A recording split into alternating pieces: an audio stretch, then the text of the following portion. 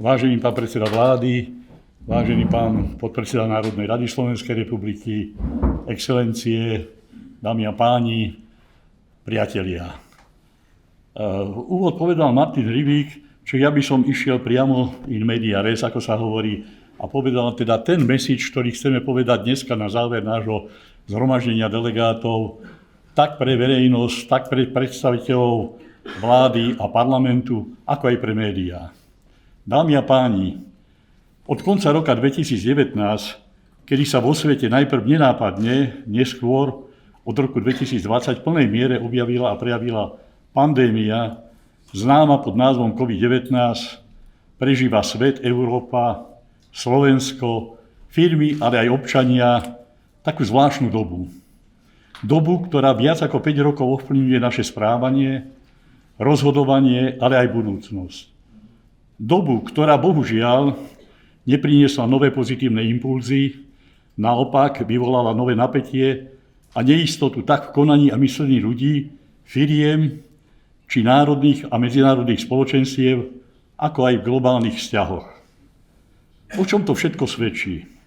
Jednoznačne o tom, že sme sa ako ľudstvo, jednotlivci, firmy, spoločenstva dostali do bodu, v ktorom sa lámu doterajšie istoty, bez toho, aby sme vedeli, ako správne nastaviť parametre a pozitívne nasmerovať dynamiku budúceho rozvoja. Dlho som hľadal slovo, ktoré by najlepšie charakterizovalo dnešný svet, Európu, Slovensko. Ako sa hovorí, kto hľadá, ten nájde. A ja si myslím, že som našiel ten správny výraz pre dobu, ktorú prežívame, v jednoduchom slove krč. Áno, globálna politika, ekonomika sa nachádza v krči. A v ešte horšom krči je Európa a v rámci nej Európska únia. A u nás na Slovensku sa krč preniesol prakticky do všetkých oblastí spoločenského a ekonomického života. Krče nikdy nepomáhajú žiadnej spoločnosti a už vôbec nie občanovi alebo firme. Využívajú ich špekulanti či nezodpovední politici, a to vždy len a iba svoj individuálny prospech. Čím dlhšie bude globálne európske či slovenské spoločenstvo žiť a pôsobiť v krči, tým jeho dopad bude tragickejší. Preto riešenie dnešnej situácie už nie je a nemôže byť iba o stranických politikách, ale musí byť o smerovaní ľudstva ako takého, o jeho prioritách v globálnej, regionálnej a štátnej dimenzii. To by mala byť aj jedna z hlavných politických, spoločenských a ekonomických tém u nás na Slovensku a treba využiť k tomu všetok dostupný intelektuálny potenciál krajiny. Dovolte teraz po takom trošku negatívnom úvode, aby som povedal niečo, čo ako my vnímame v Slovenskej obchodnej priemyselnej komore hlavné ekonomicko-spoločenské výzvy súčasného sveta, Európy a sveta a Slovenska. V globálnych vzťahoch považujeme za kľúčový nový model multipolárneho usporiadania súčasného sveta. Je to model, ktorý je určite náročnejší a komplikovanejší z hľadiska jeho fungovania, avšak súčasne spravodlivejší z pohľadu vyrovnanej rovnováhy súčasného sveta. Výraznú úlohu pri jeho uvedení do života by mala zohrať Organizácia spojených národov a jej bezpečnostná rada, ktorá by mala byť aj garantom tohto systému. Politické sankcie, narúšajúce riadne fungovanie hospodárskych, finančných, vedecko-technických kontaktov či transferu technológií, ktoré by mali zabezpečovať lepšiu kvalitu života a zdravia občanov planéty, by mali byť vo svojom princípe odmietnuté.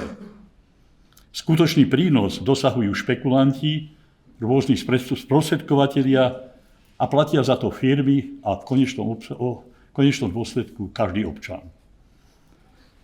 Európska únia podľa súčasného stavu vecí môže byť najväčšou obeťou prebiehajúcich geopolitických zmien. Jedným z hlavných problémov únie, podľa nášho názoru, je, že je viac hovorcom bruselskej administratívy ako jej členských krajín. Brusel sa čoraz viac a viac názorovo izoluje od vôle a potrieb členských krajín. Nereaguje na ich reálne postoje a potreby. A toto je z pohľadu integrácie cesta do pekla ktorá už dneska je vydláždená kontinuálnym poklesom váhy ekonomiky členských krajín Európskej únie na globálnej ekonomike, či už na vygenerovanom hrubom domácom produkte, zahraničnom obchode, investíciách alebo inovačnej politike. Toto sú principiálne základné témy, ktorým by sa európske inštitúcie mali prioritne venovať, avšak dominancia politických tém vo finále likviduje našu konkurenčnú schopnosť, tak ako predstavy o masívnych investíciách do obrany Európskej únie vo výške 700 miliard eur, ktoré sú výkričníkom z nášho pohľadu likvidujúcim európsky priemysel a jeho medzinárodné ukotvenie. Európska únia a jej hlavné inštitúcie by mali intenzívne hľadať cestu k celoeurópskej spolupráci. Takej spolupráci, o ktorej hovorili otcovia európskej integrácie. A z politického hľadiska to najlepšie vystihol bývalý francúzsky prezident Charles de Gaulle, ktorý jasne hovoril o Európe od Atlantiku po Ural. A toto je podľa mňa jediná cesta, ako udržať pozíciu nielen Európskej únie, ale Európy ako kontinentu v globálnej ekonomike, ale aj politike ako takej. Európa sa musí vrátiť k spolupráci a eliminovať konfrontáciu na jej kontinente. Slovenská republika, aby som prišiel aj k záveru, čo sa týka nás, je súčasťou tak nových globálnych vzťahov, ako aj budúcej, verím, spolupracujúcej Európy. Vláda Slovenskej republiky podľa nášho názoru v princípe správne zadefinovala našu politickú a hospodársku spoluprácu smerovanú na 4 svetové strany. Bude však samozrejme vec dôležité, akým spôsobom budeme túto politiku realizovať. V základných smerovaniach politickej a hospodárskej činnosti je potrebné nájsť väčší konsenzus medzi kľúčovými hráčmi politického spektra, ktoré však bohužiaľ dneska Slovensko viacej rozdeľuje a tým oslabuje, ako by ho posilňovalo a spájalo. Politický boj nemôže byť v stabilizovanej spoločnosti o princípoch, ktoré sú zakotvené v základných dokumentoch tohto štátu, ale musí byť o cieľoch ich naplnenia.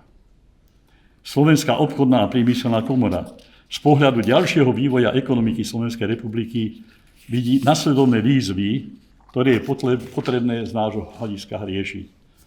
Poprvé, znížiť daňové odvodové zaťaženie podnikateľských subjektov na Slovensku na úroveň našej hlavnej konkurencie z ostatných členských krajín Európskej únie. Po druhé, znížiť kumulatívnu byrokratickú záťaž podnikateľských subjektov, vyplývajúcu tak z národnej, ako aj európskej úrovne, stanovením ročného percentuálneho poklesu byrokracie.